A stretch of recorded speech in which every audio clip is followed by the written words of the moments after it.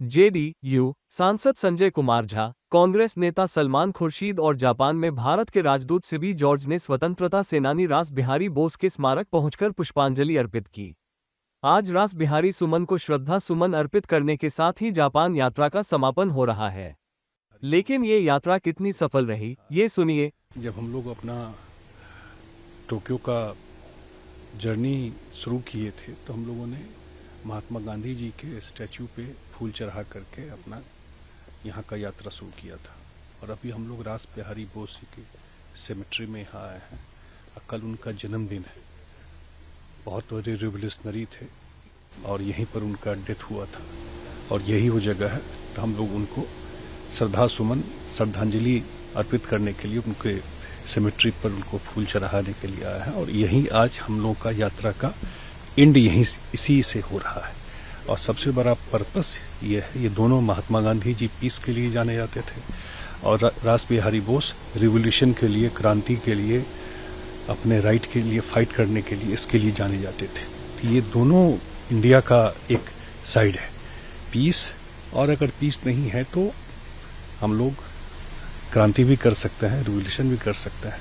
तो शुरुआत और अंत इसी से हुआ है। 2 दिन का हम लोगों का बहुत यात्रा जो है वो पैक था। कम से कम 14-15 मीटिंग्स हुए हैं, इम्पॉर्टेंट मीटिंग्स हुए यहाँ के फॉरेन मिनिस्टर से, यहाँ के एक्स प्राइम मिनिस्टर से, यहाँ के पार्लियामेंट्रियन से, यहाँ के थिंक टैंक से, यहाँ से के मीडिया से भी इंटरेक्शन हुआ।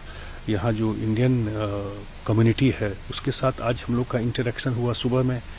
और बैक टू बैक हम लोगों का ये रहा। और जो पर्पस था विजिट का, जिस पर्पस के लिए जो ऑल पार्टी डेलीगेशन यहाँ आया हुआ है, वो पर्पस हम लोगों को लगता है कि लार्जली हम लोग अपनी बात रख पाए। खास करके जब हम लोगों ने फोटोग्राफ्स दिखाए, हम लोगों ने डिटेल शेयर किया है इनको, तो मुझे तो लगता है कि बिल्कुल इन लोग को ये समझ में जो यहाँ का जो गवर्नमेंट में लोग हैं कि आ रहा है कि कहीं न कहीं पाकिस्तान का कि सरकार का और खास करके उसके आर्मी का इन्वॉल्वमेंट है इस सारे टेररिस्ट। और जो सीरीज ऑफ जो रहा है पास्ट का ट्रैक रिकॉर्ड जो इंडिया में हुआ है, तो उसमें बिल्कुल उनको ये लगता है कि मुझे तो जरूर लगता है कि उन लोगों को ये लगा कि नहीं, उसमें इन्वॉल्वमेंट है।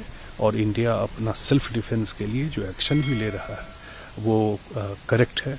और खास करके जो इनोसेंट लोग मारे गए और जिस टाइप से उनको सेग्रीगेट करके मारा गया और जिस टाइप से मेल मेंबर को मारा गया और फीमेल को छोड़ दिया गया कि आप जाके बता दो मोदी जी को, ये कह के, तो ये सारी बात लग रहा था। और जो 1 वीक पहले उनके जो आर्मी चीफ है मुनीर, वो जिस टाइप से हेट स्पीच दिया था और उसी का एक कल्मिनेशन था। जो वो लोग तो उस समय उतना नहीं समझ पाए कि ये किसको ये इशारा कर रहे हैं, लेकिन उसी जो पहलगाम में 22 को हुआ और 15 का स्पीच, जो हेट स्पीच उन्होंने दिया कि कैसे दोनों कंट्री अलग है, दोनों के लोग अलग हैं, जो कि इवन जब हम लोगों ने स्क्रिप्ट दिया उन लोगों को तो उनके लिए भी बड़ा था कि अगर जो वहाँ का एयर चीफ का ये थॉट है तो किस हिसाब से वो आर्मी चल रहा होगा और वहाँ के का सिस्टम कैसे चल रहा होगा। It's been a very satisfying and a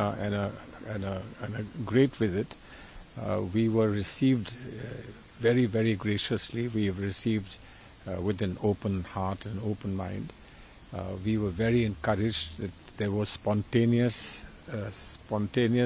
support for India's position on terrorism, that there is a complete consensus here against any form of terrorism. And both the combination of determination to support anti-terrorism movements and positions, and the very special condolence that was conveyed for the loss that we suffered in Pahalgam, I think that combination was very, very encouraging and very supportive of what we came looking for. And I hope that this can be continued because it's not over. Everything is not over. We have declared a suspension of the Operation Sindoor in the circumstances in which that was done.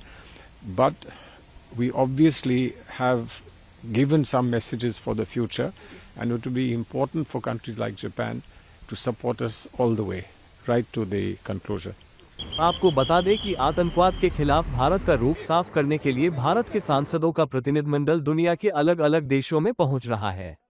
इसी कड़ी में सर्वदलीय प्रतिनिधिमंडल समूह 3 Japan में है।